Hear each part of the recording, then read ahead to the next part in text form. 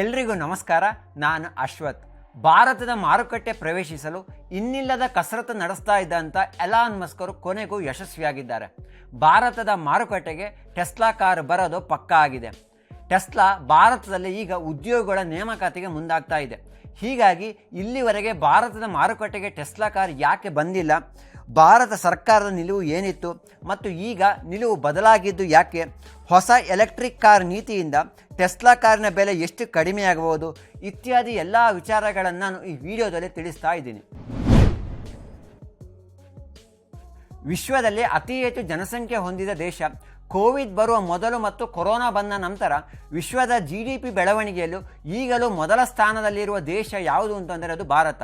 ಈ ಕಾರಣಕ್ಕಾಗಿ ಸಾಕಷ್ಟು ವಿದೇಶಿ ಕಂಪನಿಗಳು ಭಾರತದಲ್ಲಿ ಬಂಡವಾಳವನ್ನು ಹೂಡಿಕೆ ಮಾಡಿದೆ. ಈಗ ಟೆಸ್ಲಾದ ಸರದಿ.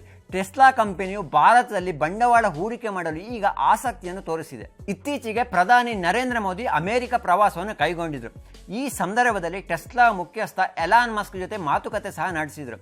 ಹಾಗೆ ನೋಡಿದರೆ 2015ರಲ್ಲೇ ಎಲಾನ್ ಮಸ್ಕ್ ಜೊತೆ ಪ್ರಧಾನಿ ನರೇಂದ್ರ ಮೋದಿಯವರು ಮಾತುಕತೆ ನಡೆಸಿದರು. ಟೆಸ್ಲಾ ಘಟಕಕ್ಕೆ ಭೇಟಿ ನೀಡಿ ಭಾರತದಲ್ಲಿ ಟೆಸ್ಲಾ ಹೂಡಿಕೆ ಮಾಡುವಂತೆ ಎಲಾನ್ ಮಸ್ಕ್ ಜೊತೆ ಮನವಿ ಸಹ ಮಾಡಿದರು. 2016ರಲ್ಲಿ ಟೆಸ್ಲಾ ಭಾರತದಲ್ಲಿ ಹೂಡಿಕೆ ಮಾಡುವುದಾಗಿ ಘೋಷಣೆ ಸಹ ಮಾಡಿತ್ತು. ಆದರೆ ಭಾರತ ಸರ್ಕಾರ ಮತ್ತು ಟೆಸ್ಲಾದ ನಡುವೆ ತೆರಿಗೆ ವಿಚಾರದಲ್ಲಿ ತಿಕ್ಕಾಟ ನಡೆಯುತ್ತಿದ್ದ ಕಾರಣ ಇಲ್ಲಿವರೆಗೆ ಟೆಸ್ಲಾ ಕಾರು ಭಾರತದ ಮಾರುಕಟ್ಟೆಗೆ ಬಿಡುಗಡೆಯಾಗಿರಲಿಲ್ಲ. ಈಗಾಗಲೇ Tesla America, Canada, China, Mexico, ಜರ್ಮನಿಯಲ್ಲಿ ತನ್ನ ದೊಡ್ಡ ಫ್ಯಾಕ್ಟರಿಯನ್ನು ತೆರೆದಿದೆ. ಏಷ್ಯಾ ಖಂಡದ ದೇಶಗಳಿಗೆ ಚೀನಾದಲ್ಲಿ ಉತ್ಪಾದನೆಯಾಗಿರುವ ಕಾರನ್ನು ಮಾರಾಟ ಮಾಡಲು ಟೆಸ್ಲಾ ಮುಂದಾಗಿತ್ತು. ಟೆಸ್ಲಾದ ಈ ಪ್ಲಾನಿಗೆ ಭಾರತ ಸರ್ಕಾರ ವಿರೋಧವನ್ನು ವ್ಯಕ್ತಪಡಿಸಿತ್ತು. ಕೇಂದ್ರ ಸಚಿವ ನಿತಿನ್ ಗಡ್ಕರಿಯವರು ಪ್ರತಿಕ್ರಿಯಿಸಿ, ಚೀನಾದಲ್ಲಿ ಉತ್ಪಾದನೆಯಾದ ಕಾರನ್ನು ಭಾರತದಲ್ಲಿ ಮಾರಾಟ ಮಾಡಲು ನಾವು ಯಾವುದೇ ಕಾರಣಕ್ಕೆ ಅನುಮತಿ ನೀಡಲ್ಲ. ಬೇಕಿದ್ರೆ ಟೆಸ್ಲಾ ಭಾರತದಲ್ಲೇ ಕಾರನ್ನು ಉತ್ಪಾದನೆ ಮಾಡಲಿ. ಇದಕ್ಕಾಗಿ ಟೆಸ್ಲಾ ಹೂಡಿಕೆಗೆ ಸಂಬಂಧಪಟ್ಟಂತೆ ನಾವು ಜಾಗಗಳನ್ನು ನೀಡ್ತೇವೆ. ಚೀನಾದ ಕಾರನ್ನು ಭಾರತದಲ್ಲಿ ಯಾವುದೇ ಕಾರಣಕ್ಕೆ ಮಾರಾಟ ಮಾಡಲು ಅನುಮತಿ ನೀಡಲ್ಲ ಅಂತ ಖಡಾಖಂಡಿತವಾಗಿ ತಿಳಿಸಿದರು. ಇದಕ್ಕೆ ಟೆಸ್ಲಾ ಪ್ರತಿಕ್ರಿಯಿಸಿ, ನಮ್ಮ ಕಾರುಗಳು ದುಬಾರಿಯಾಗಿರುವ ಕಾರಣ ಮೊದಲು ಚೀನಾದಲ್ಲಿ ಉತ್ಪಾದನೆಯಾದ ಕಾರನ್ನು ಭಾರತದಲ್ಲಿ ಮಾರಾಟ ಮಾಡಲು ಮುಂದಾಗ್ತೇವೆ. ಬೇಡಿಕೆ ಜಾಸ್ತಿ ಆದಂತೆ ನಾವು ಭಾರತದಲ್ಲಿ ಹೂಡಿಕೆ ಮಾಡಲು ಮುಂದಾಗ್ತೇವೆ ಎಂಬ ವಾದವನ್ನು ಮುಂದಿಟ್ಟಿತ್ತು. ಚೀನಾದ ಕಾರುಗಳನ್ನು ಭಾರತದಲ್ಲಿ ಮಾರಾಟ ಮಾಡುವುದು ಬೇಡ ಎಂದು ಕೇಂದ್ರ ಸರ್ಕಾರ ಹೇಳಲು ಕಾರಣ ಸಹ ಇದೆ. 2020ರಲ್ಲಿ ಗಲ್ವಾನ್ ಘರ್ಷಣೆ ಆಯಿತು. ಗಲ್ವಾನ್ ಘರ್ಷಣೆ ನಂತರ ಚೀನಾ ಮತ್ತು ಭಾರತದ ಸಂಬಂಧ ಬಹಳಷ್ಟು ಹಳಸಿದೆ. ಈ ಕಾರಣಕ್ಕಾಗಿ ಮೇಕ್ ಇನ್ ಇಂಡಿಯಾ ಯೋಜನೆಗೆ ಕೇಂದ್ರ ಸರ್ಕಾರ ಸಾಕಷ್ಟು ಪ್ರೋತ್ಸಾಹ ಸಹ ನೀಡ್ತಾ ಇದೆ. ಚೀನಾಗೆ ಟಕ್ಕರ್ ನೀಡಲು ಕಂಪನಿಗಳು ಭಾರತದಲ್ಲೇ ಉತ್ಪಾದನಾ ಘಟಕಗಳನ್ನು ತೆರೆಯಬೇಕೆಂದು ಕೇಂದ್ರ ಸರ್ಕಾರ ಒತ್ತಡ ಸಹ ಹೇರ್ತಾ ಇದೆ.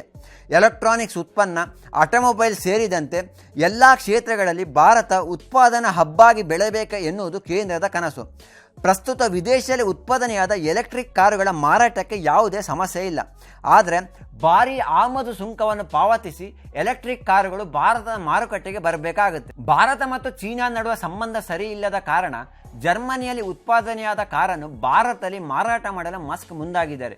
ಈ ಕಾರಣಕ್ಕಾಗಿ ಜರ್ಮನಿಯಿಂದ ಹಡಗಿನ ಮೂಲಕ ಮುಂಬೈ ಬಂದರಿಗೆ ಬರುವ ಕಾರುಗಳು ನಂತರ ಭಾರತದ ನಗರಗಳಿಗೆ ಸಪ್ಲೈ ಆಗಲಿದೆ. ಎಲಾನ್ ಮಸ್ಕ್ ಮತ್ತು ಭಾರತ ಸರ್ಕಾರದ ನಡುವೆ ತೆರಿಗೆ ವಿಚಾರದಲ್ಲಿ ದೊಡ್ಡ ಮಟ್ಟದ ತಿಕ್ಕಾಟ ನಡೀತಾ ಇತ್ತು. ವಿದೇಶದಿಂದ ಭಾರತಕ್ಕೆ ಬರುವ $40,000 ಮೌಲ್ಯದ ಎಲೆಕ್ಟ್ರಿಕ್ ವಾಹನಕ್ಕೆ $60 ತೆರಿಗೆಯನ್ನು ವಿಧಿಸಲಾಗ್ತಾ ಇದೆ. ಇನ್ನು $40,000ಗಿಂತ ಹೆಚ್ಚಿನ ಮೌಲ್ಯದ ಎಲೆಕ್ಟ್ರಿಕ್ ವಾಹನಗಳಿಗೆ $110 ತೆರಿಗೆಯನ್ನು ವಿಧಿಸಲಾಗುತ್ತೆ. ಈ ತೆರಿಗೆ ದುಬಾರಿ ಆಯಿತು ಎನ್ನುವುದು ಮಸ್ಕ್ ವಾದ. ಈ ನಡುವೆ 2024ರಲ್ಲಿ ಕೇಂದ್ರ ಸರ್ಕಾರ ಹೊಸ ಎಲೆಕ್ಟ್ರಿಕ್ ವಾಹನ ನೀತಿಯನ್ನು ಅಳವಡಿಸಿದೆ. ಈ ನೀತಿಯ ಪ್ರಕಾರ ಯಾವುದಾದ್ರೂ ಕಂಪನಿ ಭಾರತದಲ್ಲಿ $4,150 ಕೋಟಿ ಹೂಡಿಕೆ ಮಾಡಿದರೆ ಆ ಕಂಪನಿಯ $35,000 ಅಥವಾ $30 ಲಕ್ಷ ಮತ್ತು ಅದಕ್ಕಿಂತ ಹೆಚ್ಚಿನ ಬೆಲೆಯ ಕಾರುಗಳ ಮೇಲೆ ಸುಂಕಗಳ ರಿಯಾಯಿತಿಯನ್ನು ಪಡೆಯಲು ಸಾಧ್ಯವಿದೆ. ಈ ನೀತಿಯ ಅನ್ವಯ ವರ್ಷಕ್ಕೆ 8,000 ಕಾರುಗಳ ಮೇಲೆ 15% ಸುಂಕವನ್ನು ಮಾತ್ರ ವಿಧಿಸಲಾಗುತ್ತೆ. ಹೊಸ ಎಲೆಕ್ಟ್ರಿಕ್ ಕಾರ್ ನೀತಿಯಲ್ಲಿ ಕೆಲವೊಂದು ಷರತ್ತುಗಳನ್ನು ಸಹ ವಿಧಿಸಲಾಗಿದೆ. ಕಂಪನಿ ಕಾರ್ಯಾಚರಣೆ ನಡೆಸಿದ 3ನೇ ವರ್ಷದ ವೇಳೆಗೆ ಕಾರನ್ನು ಉತ್ಪಾದನೆ ಮಾಡಬೇಕೆಂಬ ಷರತ್ತನ್ನು ಹೇರಲಾಗಿದೆ. ಅಷ್ಟೇ ಅಲ್ಲದೆ ಈ ಯೋಜನೆಯಡಿ ಕಂಪನಿಯ ಅನುಮೋದನೆ ಪಡೆದರೆ ಆಮದು ಮಾಡಿದ ಕಾರಿಗೆ 15% ಸುಂಕ ಮತ್ತು 5% GSTಯನ್ನು ವಿಧಿಸಲಾಗುತ್ತೆ. ಆಟೋ ಪೈಲಟ್ ಮತ್ತು ಫುಲ್ ಸೆಲ್ಫ್ ಡ್ರೈವಿಂಗ್ ತಂತ್ರಜ್ಞಾನಗಳು ಟೆಸ್ಲಾ ಕಾರಿನಲ್ಲಿದೆ. ಅಷ್ಟೇ ಅಲ್ಲದೆ ದೀರ್ಘಕಾಲ ಬಾಳಿಕೆ ಬರುವಂಥ ಬ್ಯಾಟ್ರಿಗಳನ್ನು ಸಹ ಹಾಕಲಾಗಿದೆ. ಒಂದು ಬಾರಿ ಚಾರ್ಜ್ ಮಾಡಿದರೆ 400 ಕಿಲೋಮೀಟರ್ ಮೈಲೇಜ್ ಸಹ ನೀಡುತ್ತೆ. ಈ ಕಾರಣಕ್ಕಾಗಿ ವಿಶ್ವಾದ್ಯಂತ ಟೆಸ್ಲಾ ಕಾರುಗಳು ಬಹಳ ಜನಪ್ರಿಯತೆಯನ್ನು ಪಡೆದಿದೆ. ಟೆಸ್ಲಾ ಕಾರಿನ ಬೆಲೆಗಳು ಎಷ್ಟಿರಬಹುದು ಅಂತ ನೋಡುವುದಾದರೆ, ಟೆಸ್ಲಾ ಮಾಡೆಲ್ 2ಗೆ 110% ಸುಂಕ ಹಾಕಿದರೆ ಬೆಲೆ 50 ಲಕ್ಷ ರೂಪಾಯಿ ಆಗುತ್ತೆ. ಆದರೆ 15% ಸುಂಕ ಹಾಕಿದರೆ ಬೆಲೆ 28 ಲಕ್ಷ ರೂಪಾಯಿ ಆಗುತ್ತೆ. ಇನ್ನು ಟೆಸ್ಲಾ ಮಾಡೆಲ್ ವೈಗೆ 110% ಆಮದು ಸುಂಕ ಹಾಕಿದರೆ 70 ಲಕ್ಷ ರೂಪಾಯಿ ಆಗುತ್ತೆ. ಆದರೆ 15% ಆಮದು ಸುಂಕ ವಿಧಿಸಿದರೆ 38 ಲಕ್ಷ ರೂಪಾಯಿ ಆಗುತ್ತೆ. ಇನ್ನು ಟೆಸ್ಲಾ ಮಾಡೆಲ್ ಎಸ್ಸಿಗೆ 110% ಆಮದು ಸುಂಕ ಹಾಕಿದರೆ ಬೆಲೆ 1.5 ಕೋಟಿ ರೂಪಾಯಿ ಆಗುತ್ತೆ. ಆದರೆ 15% ತೆರಿಗೆ ಹಾಕಿದರೆ ಬೆಲೆ 82 ಲಕ್ಷ ರೂಪಾಯಿಗೆ ಇಳಿಕೆ ಆಗುತ್ತೆ. ಇನ್ನು ಟೆಸ್ಲಾ ಮಾಡೆಲ್ ಎಕ್ಸಿಗೆ 110% ತೆರಿಗೆ ಹಾಕಿದರೆ ಬೆಲೆ ಬರೋಬ್ಬರಿ 2 ಕೋಟಿ ರೂಪಾಯಿ ಆಗುತ್ತೆ. ಆದರೆ 15% ಸುಂಕ ವಿಧಿಸಿದರೆ ಬೆಲೆ 1.1 ಕೋಟಿ ರೂಪಾಯಿಗೆ ಇಳಿಕೆ ಆಗುತ್ತೆ. ಪ್ರಸ್ತುತ ವಿಶ್ವದಲ್ಲೇ ಭಾರತ ದೊಡ್ಡ ಮಾರುಕಟ್ಟೆಯಾಗಿದ್ದು ವೇಗವಾಗಿ ಅಭಿವೃದ್ಧಿ ಹೊಂದುತ್ತಿರುವ ದೇಶಗಳ ಪೈಕಿ ಮೊದಲ ಸ್ಥಾನವನ್ನು ಪಡೆದಿದೆ. ಇದರ ಜೊತೆ ಭಾರತದ ಜನರ ಮನಸ್ಥಿತಿ ಸಹ ಈಗ ಬದಲಾಗ್ತಾ ಇದೆ. ಮೊದಲು ಭಾರತದ ಜನರು ಬೆಲೆ ನೋಡಿ ಖರೀದಿ ಮಾಡ್ತಾ ಇದ್ರು. ಆದರೆ ಈಗ ಗುಣಮಟ್ಟವನ್ನು ನೋಡಿ ಉತ್ಪನ್ನವನ್ನು ಖರೀದಿ ಮಾಡಲು ಆರಂಭಿಸಿದ್ದಾರೆ. ಇದಕ್ಕೆ ಬೆಸ್ಟ್ ಉದಾಹರಣೆ ಯಾವುದು ಅಂತಂದರೆ ಐಫೋನ್ಗಳು. ಐಫೋನ್ ಬೆಲೆ ದುಬಾರಿ ಆಯಿತು, ಇದು ಶ್ರೀಮಂತರ ಫೋನ್ ಎಂಬ ಮಾತುಗಳು ಈ ಹಿಂದೆ ಕೇಳಿ ಬರ್ತಾ ಇತ್ತು. ಆದರೆ ಈಗ ಟ್ರೆಂಡ್ ಬದಲಾಗಿದೆ. ಮಧ್ಯಮ ವರ್ಗದವರು ಸಹ ಐಫೋನನ್ನು ಖರೀದಿಸಲು ಆರಂಭಿಸಿದ್ದಾರೆ. ಐಫೋನ್ನಂತೆ ಭಾರತದಲ್ಲಿ ಈಗ ಕಾರಿನ ಮಾರುಕಟ್ಟೆ ಸಹ ಬದಲಾಗ್ತಾ ಇದೆ. ಮೊದಲು ಕಾರನ್ನು ಪರ್ಚೇಸ್ ಮಾಡುವಾಗ ಕಾರ್ ಎಷ್ಟು ಮೈಲೇಜ್ ನೀಡುತ್ತೆ ಅಂತ ಪ್ರಶ್ನೆ ಮಾಡಿ ಆ ನಂತರ ಕಾರನ್ನು ಖರೀದಿ ಮಾಡ್ತಾ ಇದ್ರು.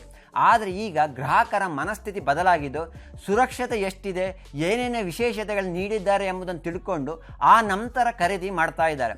ಈ ಕಾರಣಕ್ಕಾಗಿ ಈಗ ಭಾರತದಲ್ಲಿ ಕಾಂಪ್ಯಾಕ್ಟ್ SUV, MPV ಕಾರುಗಳ ಮಾರಾಟ ಹೆಚ್ಚಳವಾಗ್ತಾ ಇದೆ. ಸದ್ಯ ಎಲೆಕ್ಟ್ರಿಕ್ ಕಾರುಗಳ ಪೈಕಿ ಟಾಟಾ ಮತ್ತು ಮಹೀಂದ್ರಾ ಕಾರುಗಳು ಮುಂಚೂಣಿಯಲ್ಲಿದೆ. ಸದ್ಯ EVಯಲ್ಲಿ ಅಷ್ಟೊಂದು ಕ್ರಾಂತಿ ನಡೀತಾ ಇಲ್ಲ. ಆದರೆ ಟೆಸ್ಲಾ ಕಾರು ಬಂದ ನಂತರ ಭಾರತದ EV ಮಾರುಕಟ್ಟೆಯಲ್ಲಿ ಕ್ರಾಂತಿ ಆಗುತ್ತಾ ಇಲ್ವಾ ಅನ್ನುವಂಥದ್ದು ಮುಂದಿನ ವರ್ಷಗಳಲ್ಲಿ ತಿಳಿಯಲಿದೆ.